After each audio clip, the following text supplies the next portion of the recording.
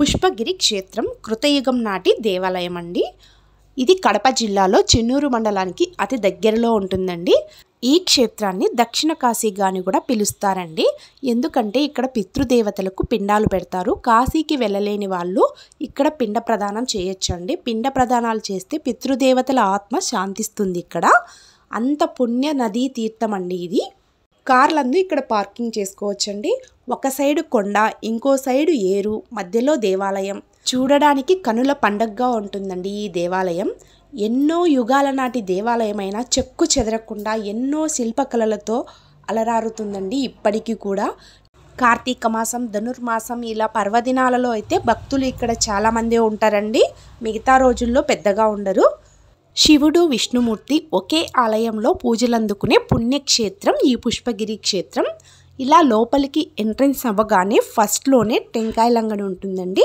మేము ఇక్కడే టెంకాయ తీసుకొని వెళ్ళామండి. ఎత్తైన గోపురం, ధ్వజస్తంభం చూడడానికి కనుల పండగగా ఉంటుందండి. ఇటుపక్క ఆంజనేయ స్వామి గుడి ఉంటుంది. ఇలా లోపలికి ఎంట్రన్స్ అవ్వాలి. ఇదే అండి మెయిన్ గుడి. ఇక్కడ స్వామివారిని వీడియో తీయకూడదండి, అందుకే నేను తీయలేదు.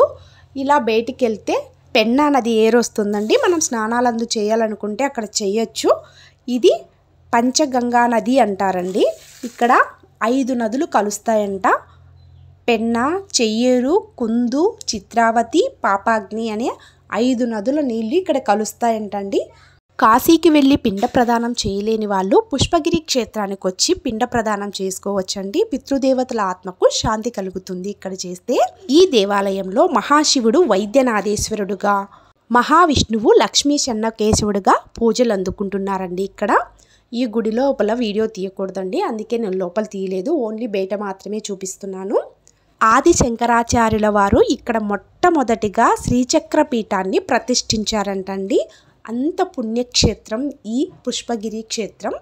ఇలా మెట్ల మార్గం గుండా దిగి ఏటికి అటుపక్కన కామాక్షి అమ్మవారి గుడి, వైద్యనాథేశ్వరుడు, త్రికుటేశ్వరుడు, భీమలింగేశ్వరుడు వీళ్ళంతా అక్కడ కొలువై ఉన్నారండి.